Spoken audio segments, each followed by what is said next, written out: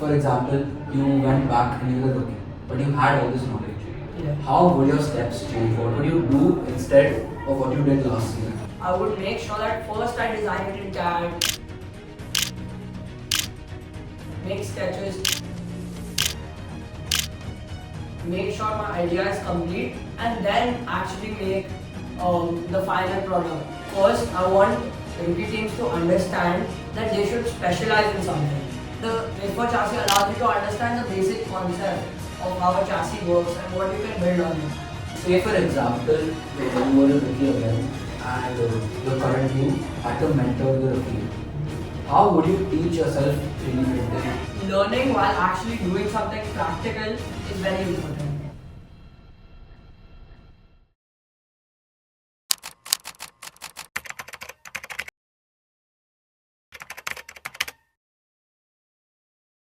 Hello everybody, welcome to the FTC WIred podcast by FTC WIred 2090.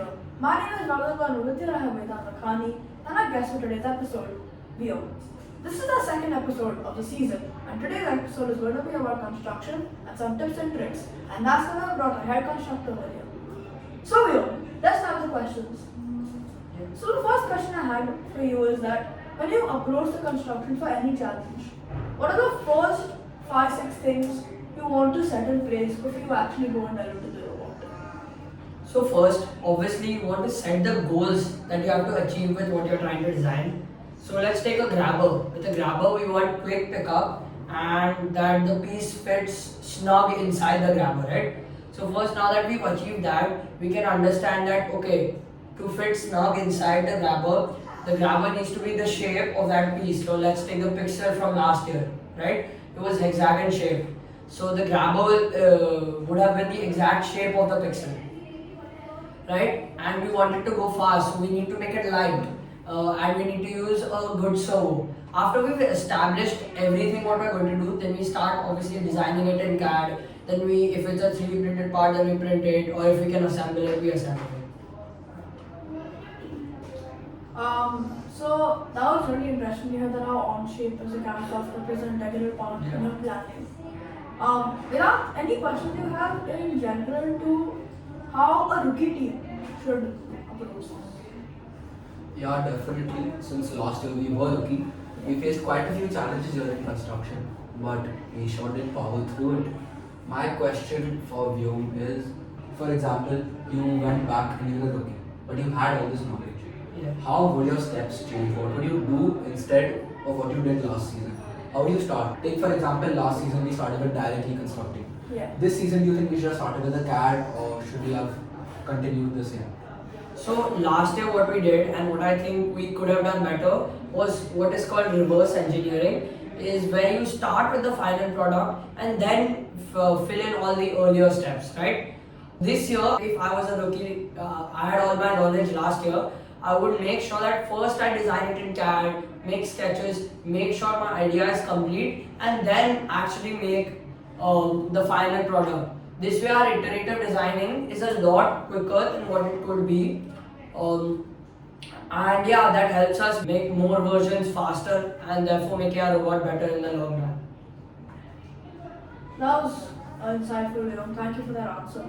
But more about this season. Like, this is a part of the episode that everybody's been waiting for. For this season, how do you want rookie teams to approach the challenge? Like the chassis, the grabber, the intake, the hanging. How do you feel it should all come together?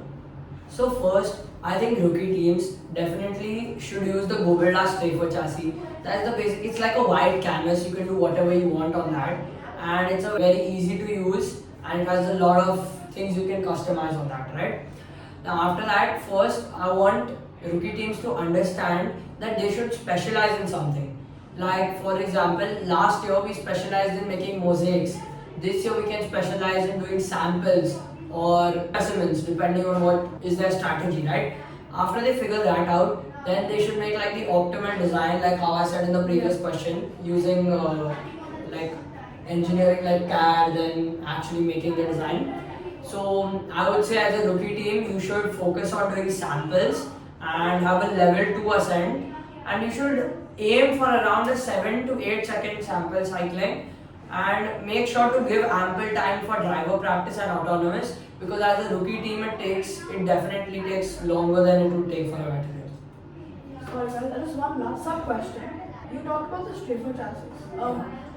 Don't you think you should be experimenting with swerve drive, swift drive? What do you think about that? I think as a rookie team, those platforms, they obviously they help you make a better final product, but they can be very complicated, and as a rookie team the risk is even higher because they do not know how even the strafer chassis works. So first you have to experiment with a strafer chassis and then you can go to something like a swift drive or a swerve drive, because the strafer chassis allows you to understand the basic concept of how a chassis works and what you can build on it. Then a custom chassis is next in the line. So stick to the basics. Yes. Okay, say for example, you were a rookie again and the current you had to mentor the rookie. How would you teach yourself 3D printing and designing a part online? How would rookie you learn it as fast as possible and learn all the important skills and not waste time on stuff that you're not going to actually use? Honestly, I think everything in part studio or part making, at least what I specialize in, is quite important. And I would it's very important to actually do something. You can learn something, but actually practically applying it and making a part and actually 3D printing your own first part is very important. Because I remember when we were doing skill building when I was a rookie last year, we had printed one small keychain, but to be honest, I did not really understand the core concepts of 3D printing. I understood by exploring the software myself. And if I would mentor myself last year, I would help myself in understanding the different features like boolean, split, plane, all of those. And they would help me make more complicated and more efficient parts. But in the end, I would not change too much because learning while actually doing something practical is very important. Thank you for that answer, I think that about sums up what rookie teams should be aiming for this season. Moving on to Vedant to finally sum up this episode for all rookies out there. To sum up the episode, everything that we've spoken about 3D printing, how rookies can improve their experience, what Vyom thinks about our construction of our robot, and all of Vyom's thoughts. You can go check out our programming episodes on Octo Studio, which is basically Scratch but on phone. We're also uploading a Java programming course, and yeah, that's about it. Vardhan, any last notes? Yeah, well, thank you very much for tuning into the second episode of FTC WIred. You can find the link to our Instagram page in the description below. Moreover, you can find the challenge video for all the rookies in the link description below. So, thank you very much for tuning in. Have a good day and bye bye.